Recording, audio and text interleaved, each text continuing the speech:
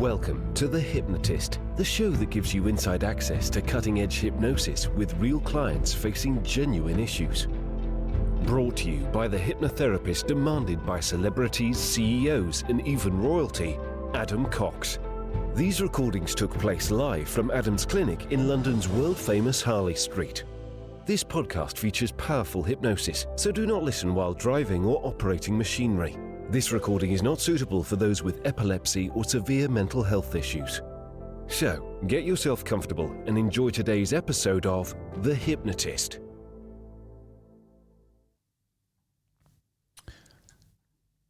Take a nice deep breath in. And on the out breath, that's it. Just relax.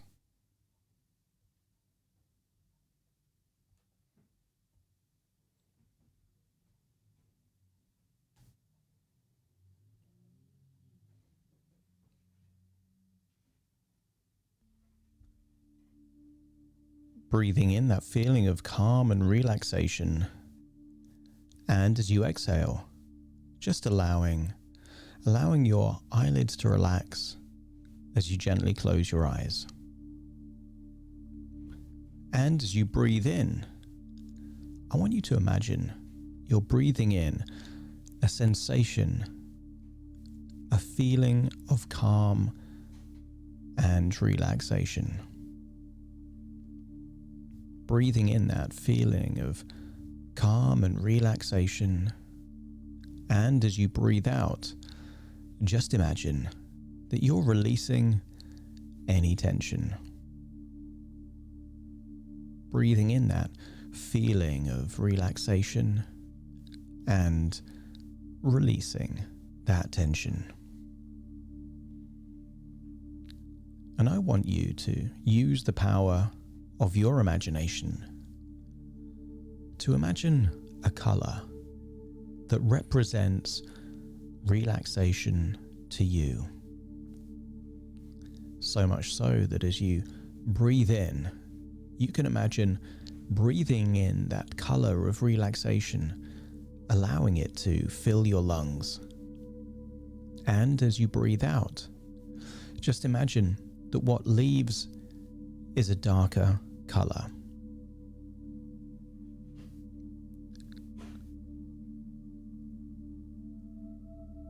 That's right. Taking any tension, stress, or anxiety within. And I want you to use the power of your imagination to imagine that you're somewhere else. Imagine that you are in warm countryside, perhaps in southern Spain. Just imagine that you're out there in the countryside with green, rolling hills. And I want you to imagine that you're surrounded by sheep. Just imagine that you're in the countryside, noticing the movements, the behavior of the sheep, feeling that peace, that calm, that tranquility. And I want you to imagine that somewhere in this rolling countryside is an old, ruined church. Something that was probably magnificent many, many years ago. But now it's fallen into ruin, and you have an idea of just how old this building is, because a tree is actually growing from the inside of the ruins. And it goes up so high that the actual crown of the tree is perhaps where the roof of the church probably was maybe 100 years ago. And I want you to imagine that this would be an ideal place to relax and have a nap. And I want you to make yourself comfortable at the foot of that tree, surrounded by this old ancient church. And as you breathe in that feeling of relaxation and release that tension, I want you to imagine that you are having a dream. And the interesting thing about dreams is that you can be anywhere and go anywhere. And I want you to imagine that in this dream, you are finding yourself at the foot of the great pyramids of Giza. You can just see the enormity of these pyramids. And you feel hot, almost like you're in a desert. And somewhere nearby, you could imagine digging a hole. Digging and digging, and in that hole is an old, ancient chest. And you can imagine inside that chest is gold coins, precious jewels, gems, riches beyond your imagination. And imagine that dream so vividly that it feels that the treasure was yours. And for that moment, you can do anything and everything that you would want is yours. And I want you to imagine that you wake up out of that dream.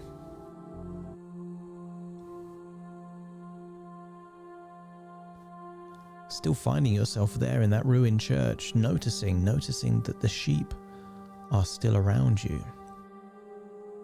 And you can't shake off that idea of finding treasure.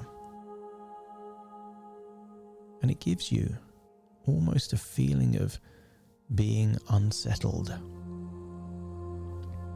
You can't help but compare yourself to the sheep. But now this idea of pursuing this dream of treasure gives you the feeling of how different you are from this flock of sheep that surround you. You can't help but wonder how content they are, just with shelter, water, food.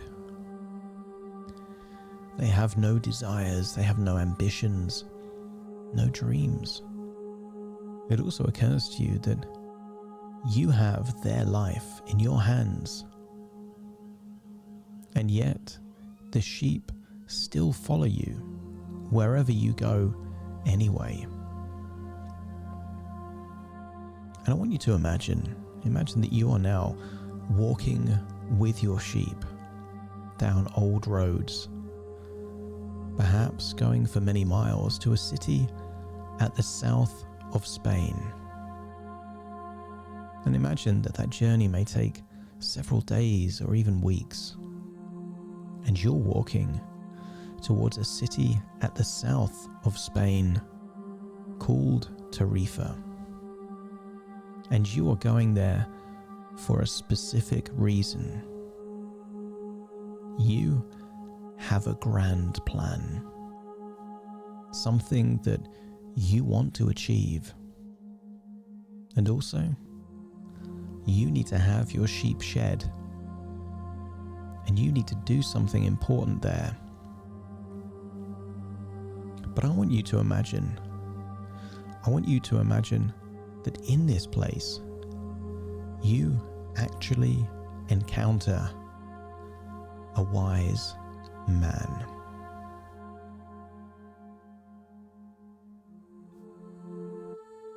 This wise man is clearly dressed in fabrics and materials that imply he has great wealth. Now at this point, you don't know if he is a trader or perhaps even a king, but this person is there for you to learn a lesson, a key lesson about what it means for you to pursue your dreams. And at this point, I want you to really connect with what that dream is for you. Sometimes these dreams come to us when we were perhaps a child. Sometimes we pay attention, and sometimes we allow that dream just to be a fleeting thought and almost forget that we've even had that idea. And as you reconnect with that old thought, that old dream, or perhaps something new, maybe something that's come to you in the last few months or even year, something that would represent the pursuit of a dream for you. And I want you to locate where in your body you feel that sensation, almost like a pull, a desire to pursue that dream. I want you to imagine that this king in the fine robes and fabric is the king of Salem, and he is giving you a ball of energy. Now, this can be whatever you imagine it to be. Maybe a glowing ball of white light. But I want you to imagine that you are taking this gift from this king and absorbing this energy, this resource into you. And I want you to notice that this is giving you everything that you need to be able to pursue your dream. You have infinite resources now to pursue that dream. And I want you to get a sense of what it would be like to actually pursue your dream. Perhaps you make an image or a movie inside your mind's eye and just imagine what it would be like to have the pursuit of that dream.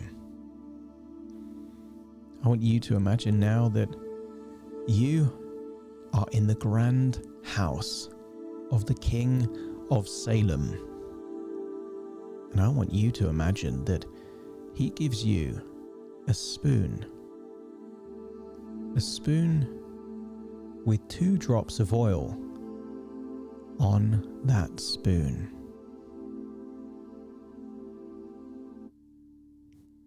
He asks you to go around this grand house in this city of Tarifa.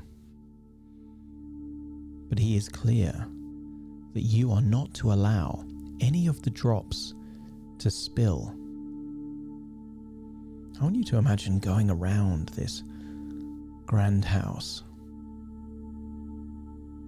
but entirely focusing on those drops in the middle of those spoons. You return sometime later and you look at the spoon, and indeed those 2 drops are still there on that spoon. And the King of Salem asks you, what did you think of those grand gardens that it took the gardener years to craft? What did you make of his impressive tapestries that he'd collated and collected from grand cities from all around the world? What did you think of his architecture, his furniture, his paintings? And it occurs to you that all that time you'd been completely focused on the drops of oil on that spoon. he asks you a question. How can you really trust and understand a man if you don't know his home? And he asks you to go away and really appreciate everything that this grand home has to offer. And indeed you do. You are impressed with the gardens, the tapestries, the art, the architecture, the grand furniture. And as you return to share your admiration with the king, it occurs to you. It occurs to you that the oil is no longer on the spoon. The king simply explains that there may be a lesson for you to learn while pursuing your dream. That it isn't enough to pursue that dream so obsessively that you don't enjoy the wonders on the way. But equally, if you were to get distracted by all the different things that you see on the journey, you may never actually take care of what is essential to make that dream a reality. And I want you to imagine saying goodbye to the king. And at this point, you are totally committed to pursue your dream.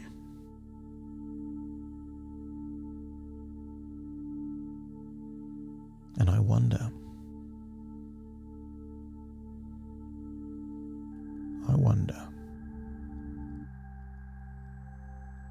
what it would be like for you to find yourself on a boat, traveling over the seas to a new continent towards Africa. I want you to imagine that you arrive in a port, a busy town with markets and people speaking a language that you don't know. I want you to imagine that right now, in this place, with all these smells and sounds and people, perhaps in a busy market, I want you to imagine that you have whatever you feel is the most important resource that will enable you to achieve your dream. And I don't know if that resource for you right now will be money, whether it will be enthusiasm, your determination, your youth. But I want you to really reflect on what quality you feel you have in most abundance that will enable you and your personal legend, your dream, to come true. And I want you to imagine that you meet someone. You meet someone that understands your language in this busy place, full of strangers and words that you have no idea of the meaning. And this person seems friendly and, in your own language, explains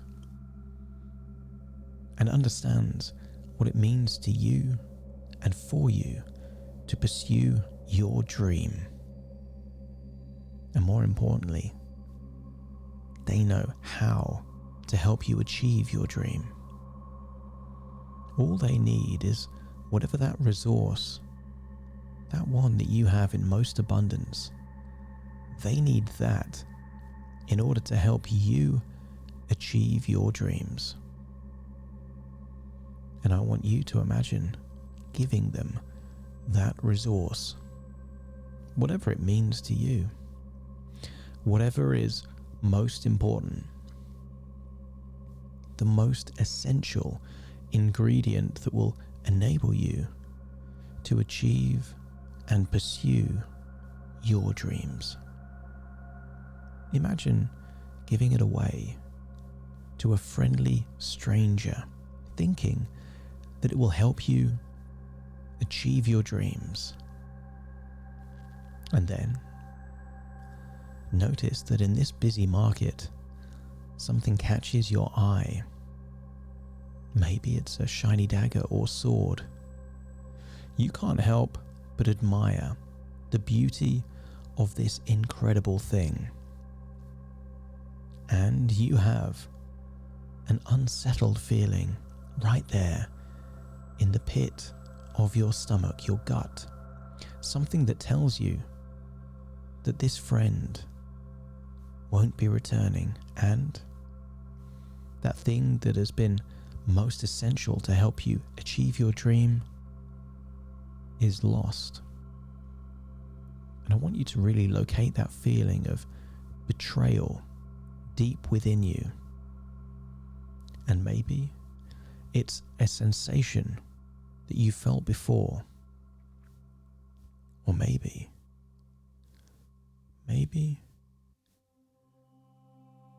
this is a new feeling that you're feeling for the first time. But really locate where that feeling of betrayal is, that feeling of loss is. And I want you to accept an idea that even though you may have been the victim of a circumstance beyond your control, a betrayal by someone you trusted,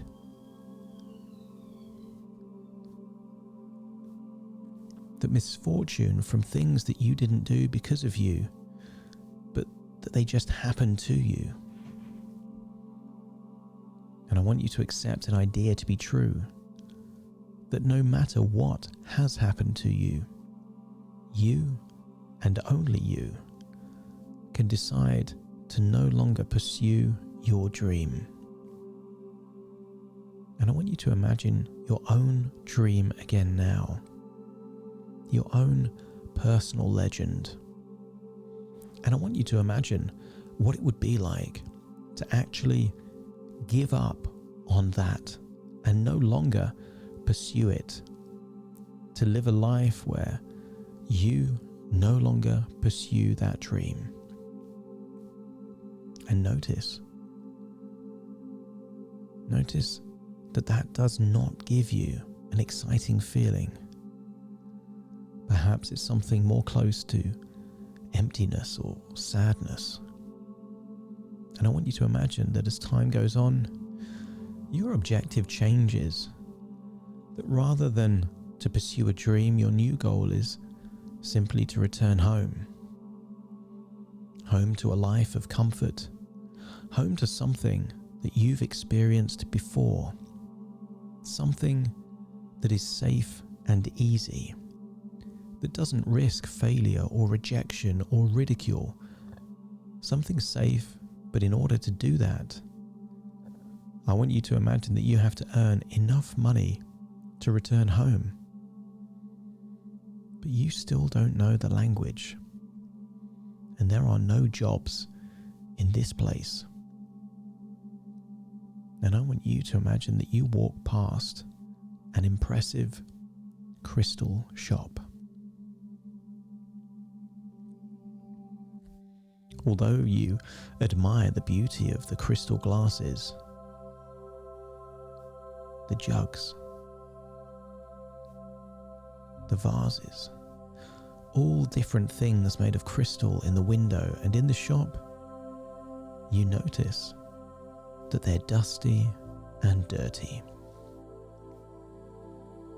And I want you to imagine going in and trying to explain to the merchant, the owner of this crystal shop, that you are able to help. But clearly they don't understand your language.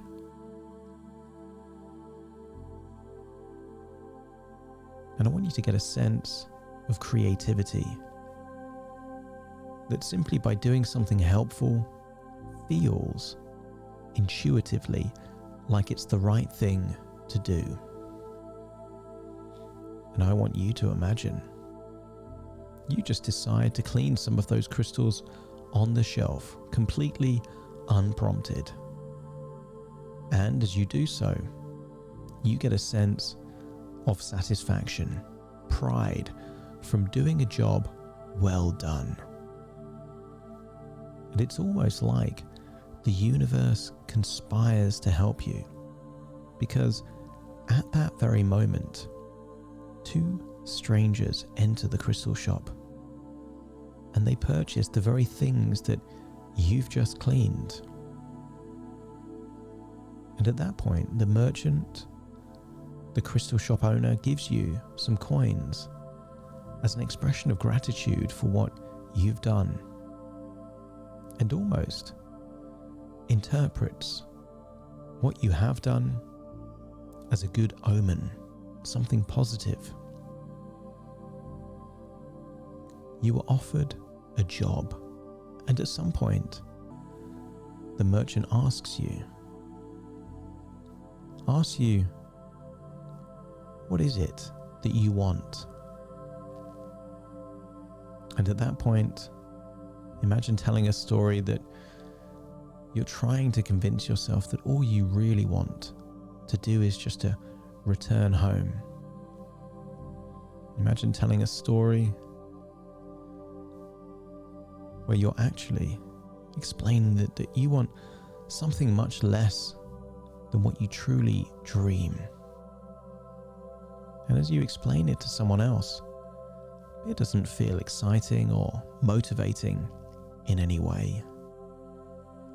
Imagine that you keep working in this place for many weeks, many months, until you learn the language and you get used to taking pride in what you do.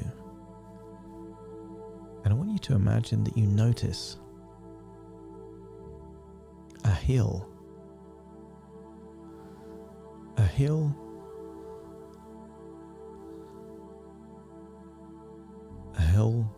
with impressive views of the city and the surrounding areas. I want you to imagine that you have a creative idea, an idea to serve tea at the top of this hill from these crystal glasses. And I want you to locate where that feeling of creativity comes from within you. The inspiration, the creativity, is the ability to take something of average value and turn it into so much more. Because people had always drunk tea, and occasionally people would buy crystal. But in this area, rarely was tea served in this fine crystal.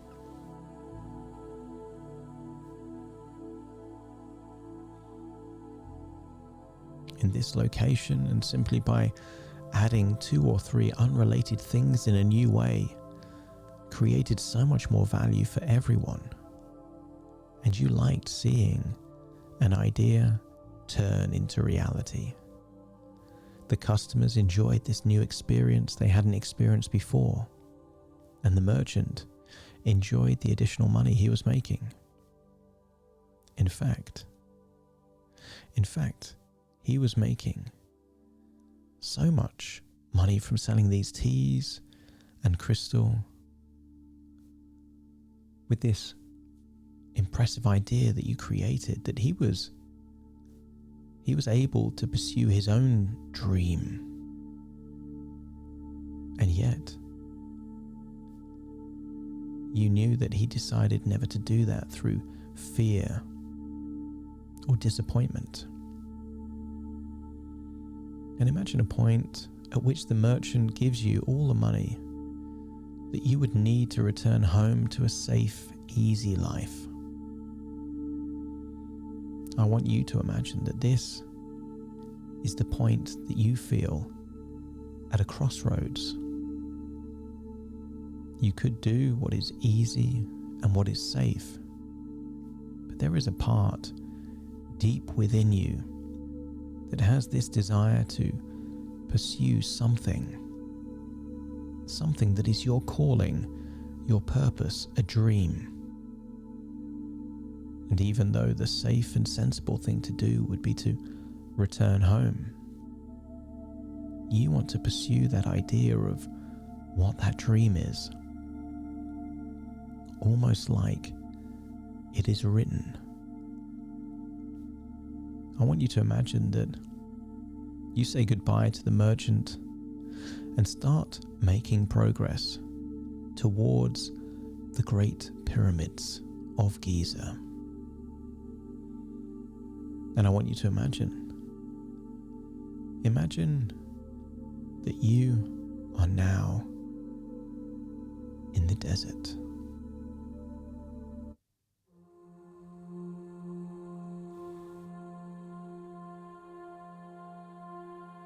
You can feel the heat of the sun on your skin, the dust of the sand around your nostrils. Perhaps you've been there for a few hours or even a day until you meet an Englishman. And I don't know if you're on camels or you may be walking. But once you get to know this man, I want you to imagine that the Englishman explains 2 principles to you that will change how you think about the world. And the first principle he talks about is the elixir of life. Some people believe that there is a liquid, an elixir that gives the gift of immortality. But I want you to imagine that it would be like what it would be like to live forever. Imagine that feeling of living forever. But what if to live forever, and by living forever you were living a mundane life, a life of compromise, of settling, of living a life where you're no longer pursuing your dream, and rather than filling you with excitement, the idea of living forever, it actually feels like a tragedy or a curse.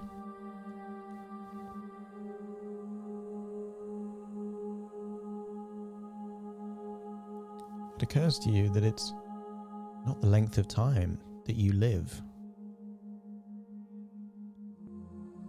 but how you live. It occurs to you that a short life where you get to pursue the things that are of most importance, to pursue your own personal legend,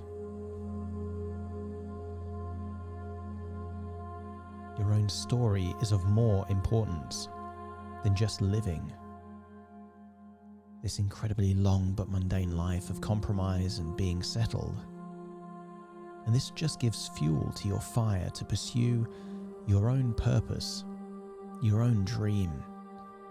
And the Englishman explains a second principle that he calls the philosopher's stone.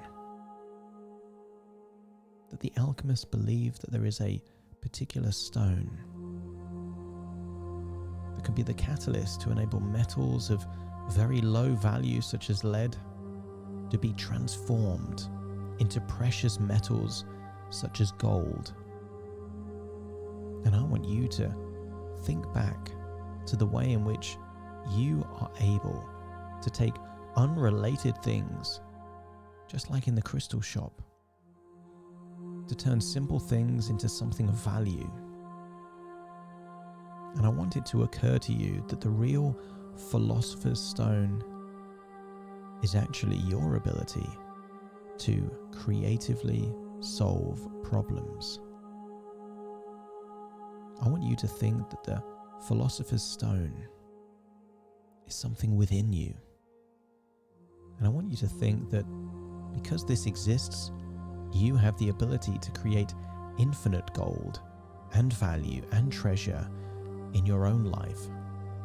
Because your own creativity can take completely unrelated elements of skill, experience, knowledge, but when fused together in a new and creative way, can create incredible value for you and everyone around you.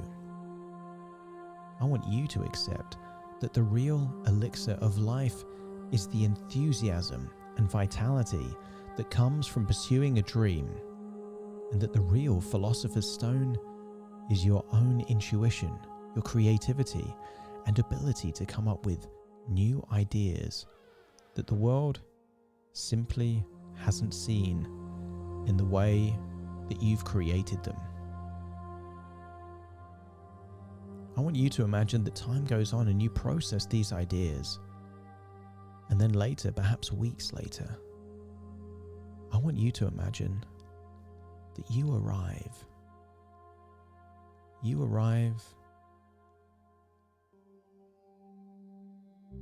at an oasis town, not too far from the great pyramids of Giza, and that this town is all the more impressive because you spent so long in the desert.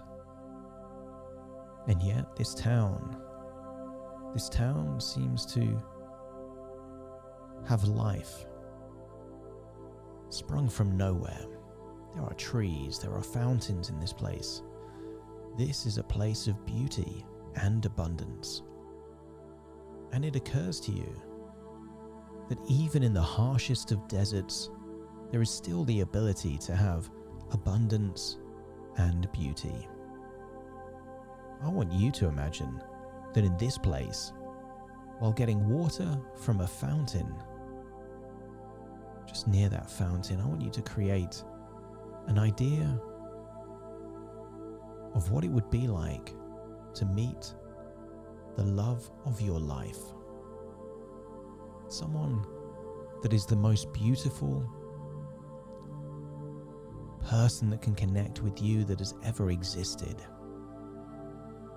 And I want you to imagine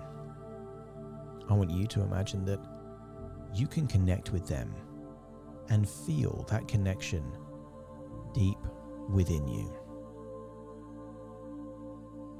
I don't want you to locate that feeling within you right now.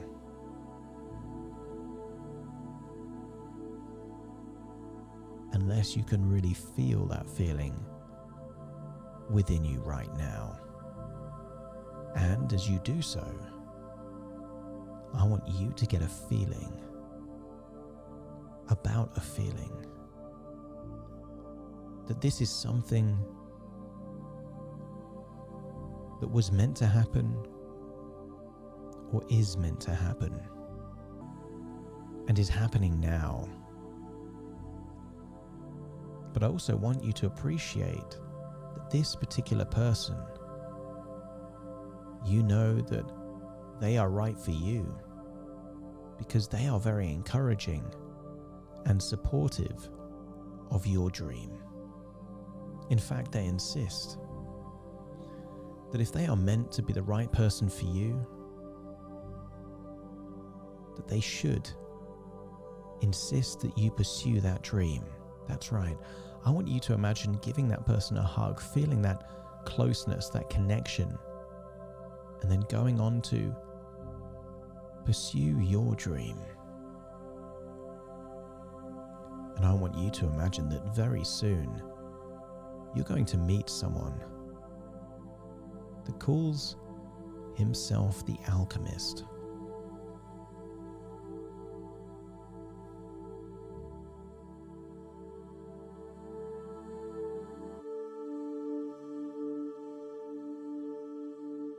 A wise old man is the alchemist.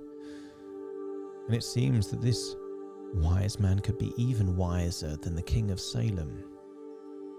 That they have resources, knowledge, experience, everything that you would need to be able to pursue your dream. And I want you to imagine that while with the alchemist,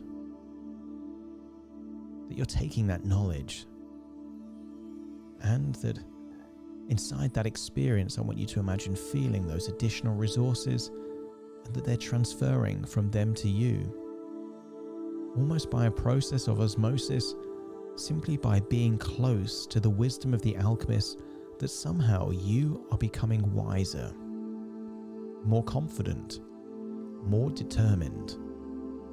And imagine what it feels like to have these resources. And just know that you have these resources, and imagine that not too long in the future you run into a challenge, you run into adversity, something that can risk your life and everything that you've worked so hard to achieve. And I want you to imagine that in order to deal with this, there is a need to transform from one thing to another.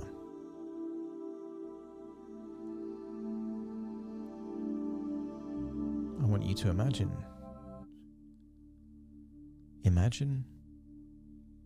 that, metaphorically speaking, it may be useful to think of yourself as transforming from an individual, perhaps, to something such as sand in the wind. And I want you to imagine, as you imagine turning from yourself as a human into just wind in the sand, that the true meaning that you get from this is way more important than sometimes adversity, challenge, and setbacks is exactly what we need in order to evolve, to transform, to change, and that without challenge and adversity, there is no requirement to become better and more competent and more able. That perhaps the true meaning of alchemy is not turning lead into gold, but turning yourself from one thing into another. And I want you to realize that in your past, every major form of adversity that you've experienced has given you the opportunity to learn new things, to become stronger, to become more determined. And you will know many people that when major challenges and adversity faced them, it was the very story needed for them to decide to no longer pursue their dreams. As you reflect on those two different options, I want your unconscious mind to make a decision that you will interpret adversities and challenges from the past as an opportunity for reflection and opportunity to learn new lessons. And I want you to think that any challenge and adversity in the future is also an opportunity for you to evolve and grow and change. That's right. And I want you to imagine that you face that adversity and come out stronger than you ever were before. I don't want you to imagine that it occurs to you that even if you get to the pyramids, there will be no clear idea for sure where the treasure is. I want you to imagine that there is a mystical woman, perhaps a gypsy, that you meet.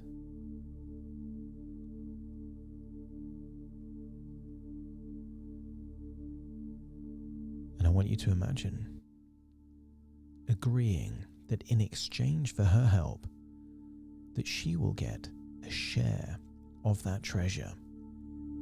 And even though it's just a dream, and that many people wouldn't believe or buy into that dream, notice that she does. And I want you to think about, in your own life, who are the people that really support you and believe in your dream? There are many people that don't. So those that do are important people in your life.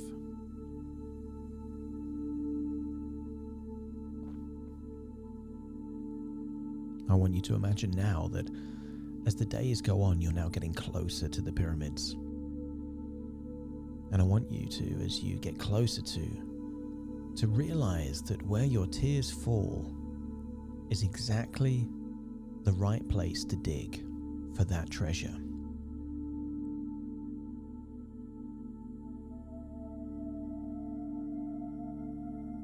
on digging. Yes, you will have to do everything. Everything to dig for that treasure, but you have whatever you need. You have the spades, the shovels. And you dig deep. Deeper. And as you do so, you are tired and exhausted. And you reflect on the journey that you've gone through to get to this point where you're within touching distance to untold riches. And I want you to imagine what it would be like to be so close to achieving your dream. And then imagine that you're there at the desert, seeing those grand pyramids in front of you, digging, sweating, covered in sand, digging this deep hole. And then suddenly you're surrounded by what looked like perhaps refugees or perhaps thieves, perhaps people that maybe are there to steal from you and to take whatever you have. They stop you. They stop you and they steal whatever you have on your possession, whatever money or gold or possessions you have left. And as they take everything of value to you, one of them casually says how they once had a dream. A dream one day of finding treasure in an old ruined church under a tree. And I want you to imagine you start laughing. And these thieves, they just assume you're crazy and go away. But it occurs to you that perhaps the journey wasn't required for you to pursue your own treasure. Maybe the journey was giving you a different treasure. In terms of the ability to know what's really important. In terms of the ability to know what's important in your life and who is important in your life. To develop these new qualities, characteristics, friendships and connections.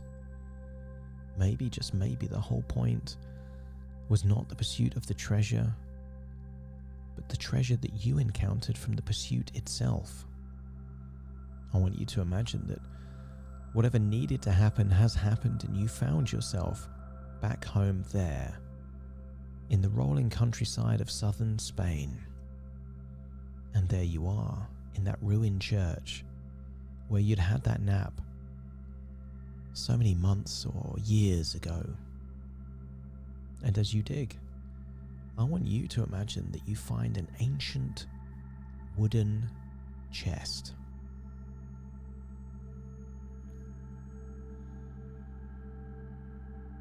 And that chest is full of shiny gold coins, precious jewels, riches beyond your wildest imagination. And I want you to reflect on the fact that you wouldn't have achieved all of this treasure had it not been for you to be so willing to pursue what mattered most to you and to pay attention to what the world was communicating through signs and omens, but also to trust in yourself, to take the action, to make the sacrifices and take the risks and pursue anyway, to deal with adversity rather than from hiding it. And as you reflect on this journey that you've gone through, I want you to imagine what it would be like to actually experience your treasure. Who are the people that you would have needed to be grateful for? What lessons would you or could you have learnt on the way?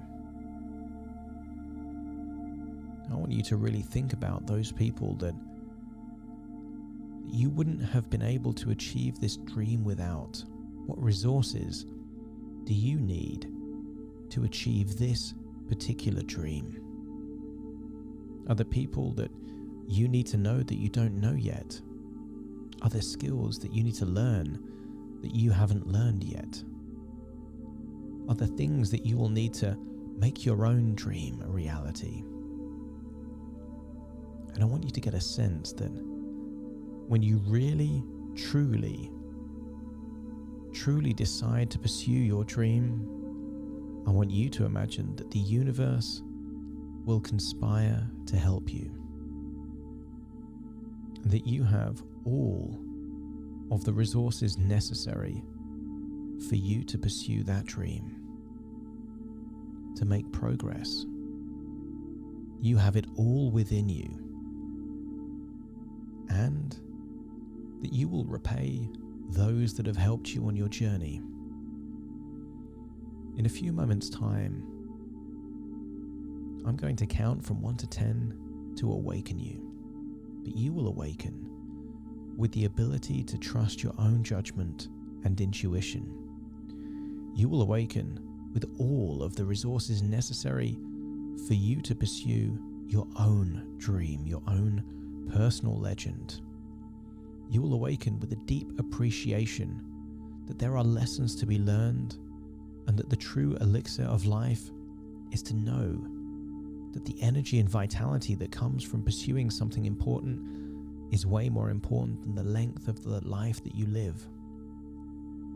That the true philosopher's stone is your ability to create value from nothing, that in your own life you can turn any lead, whether it's physical or emotional, into gold, and that you have the ability to evolve yourself at any opportunity when facing challenges or adversity, and you will awaken with this deep inside and all the resources necessary for you to pursue and stay determined to follow your own personal legend and dream. You will awaken full of energy, optimism, with a deep desire and determination to pursue that dream. Starting to count to awaken you. 1, 2, 3, waking up. 4, 5, 6, more alert. 7, 8, open your eyes, open your eyes. 9, 10, wide awake, wide awake, wide awake.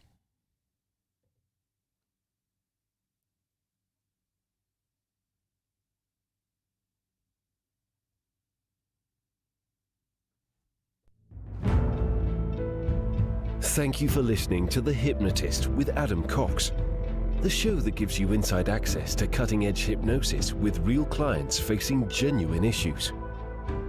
To automatically receive the latest episodes, please subscribe. If you'd like to support the show, please share this episode with just one friend you think it could help. And if this episode helped you, please leave us a 5-star review.